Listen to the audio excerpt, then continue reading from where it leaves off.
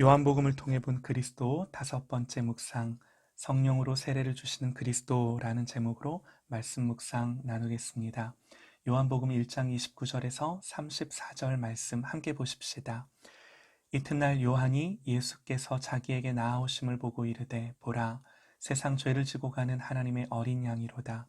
내가 전에 말하기를 내 뒤에 오는 사람이 있는데 나보다 앞선 것은 그가 나보다 먼저 계심이라 한 것이 이 사람을 가리킴이라. 나도 그를 알지 못하였으나 내가 와서 물로 세례를 베푸는 것은 그를 이스라엘에 나타내려 함이라 하니라. 요한이 또 증언하여 이르되 내가 보매 성령이 비둘기같이 하늘로부터 내려와서 그의 위에 머물렀더라. 나도 그를 알지 못하였으나 나를 보내어 물로 세례를 베풀라 하신 그이가 나에게 말씀하시되 성령이 내려서 누구 위에든지 머무는 것을 보거든 그가 곧 성령으로 세례를 베푸는 이인 줄 알라 하셨기에 내가 보고 그가 하나님의 아들이심을 증언하였노라 하니라. 아멘. 세례 요한이 예수님을 소개할 때 나는 물로 세례를 베풀었지만 내 뒤에 오시는 분은 불과 성령으로 세례를 주실 것이다. 그럽니다. 이 똑같은 말을 주님도 하셨습니다. 사도행전에서 승천하시기 전에 이 땅에서 제자들에게 마지막으로 하신 말씀, 아버지께서 약속하신 것을 받기까지 예루살렘을 떠나지 말라고 하시면서 요한은 물로 세례를 베풀었으나 너희는 몇 날이 못되어 성령으로 세례를 받으리라. 예수님 그렇게 말씀하셨어요. 실제로 제자들은 이 주님의 말씀처럼 예루살렘을 떠나지 않고 성도들과 함께 마음을 모아 같이 기도했을 때 모인 곳이 진동하고 하늘로부터 급하고 강한 바람 소리 같은 것이 온 집에 가득하고 불의 혀같이 갈라지는 것들이 그들에게 보여지므로 성령님이 그들 가운데 임하셨습니다. 말씀대로 그대로 성취된 거예요. 우리 이 사건과 관련하여 특별히 요엘 선지자의 말씀을 우리가 기억할 텐데요. 베드로는 요엘서의 말씀을 인용하며 그들이 경험한 일들을 설명하는데요.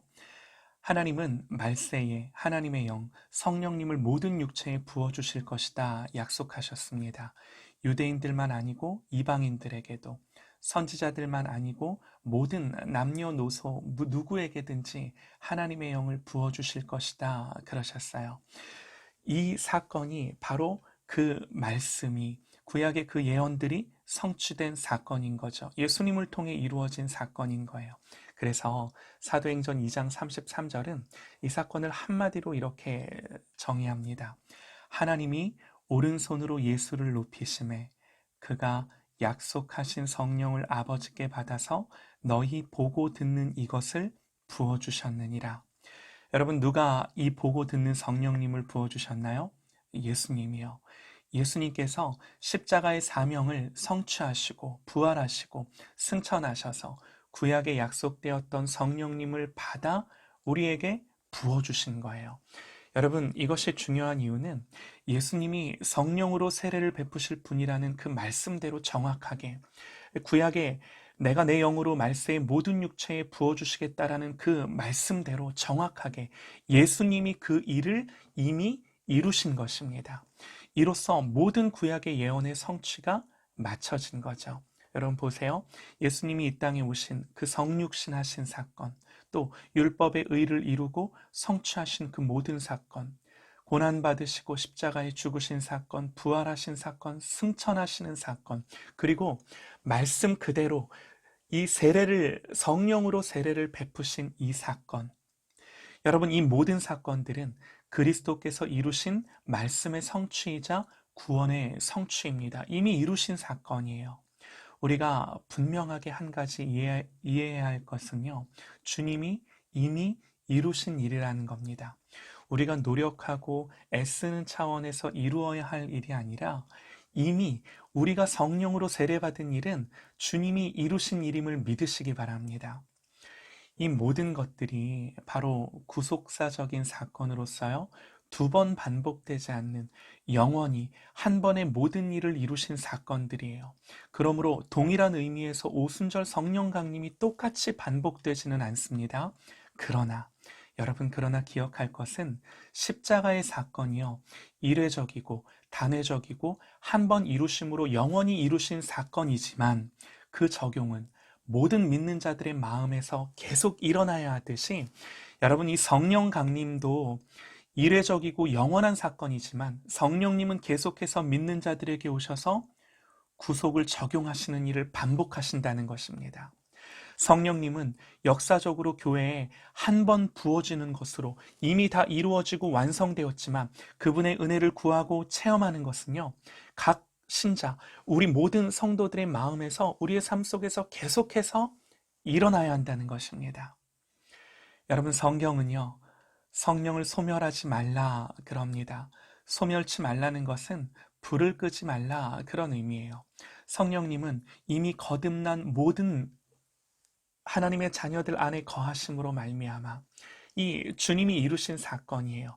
이미 우리 안에 불을 지펴주신 거예요. 그러므로 저와 여러분 안에 거하시는 이 성령님의 불을 꺼뜨리지 않기를 소망합니다. 이미 계신 이 성령님의 역사를 끄지 마십시오. 성령님이 안 오신 것이 아닙니다. 내 안에 성령님이 계신 것은 주님이 하신 일이에요. 절대로 변할 수 없고 취소될 수 없는 하나님이 거듭나게 하신 사건인 줄 믿으시기 바랍니다. 주님이 하신 이 일을 믿고 이 믿음을 어떤 상황과 환경 속에서도 꺼뜨리지 말고, 성령님 내 안에 계심을 인정하고 생각나게 하시는 말씀을 선포하고 그대로 역사하실 것을 믿는 저와 여러분 되시기를 간절히 소망합니다. 나도 그를 알지 못하였으나 나를 보내어 물로 세례를 베풀라 하신 그이가 나에게 말씀하시되, 성령이 내려서 누구 위에든지 머무는 것을 보거든 그가 곧 성령으로 세례를 베푸는 이인 줄 알라 하셨기에 내가 보고 그가 하나님의 아들이심을 증언하였노라 하니라. 여러분, 이분이 우리 예수님이십니다. 예수님이 이미 우리에게 이루셔서 말씀 그대로 성령으로 세례를 주셨습니다. 여러분, 이것이 저와 여러분에게 이루어진 사건입니다. 그러므로 이 약속의 말씀을 믿고 성령님 내 안에 계심을 믿고 주님이 나에게 생각나게 하시는 말씀들을 선포하며 그대로 이루시고 역사하실 것을 믿는 저와 여러분 되시기를 간절히 소망합니다.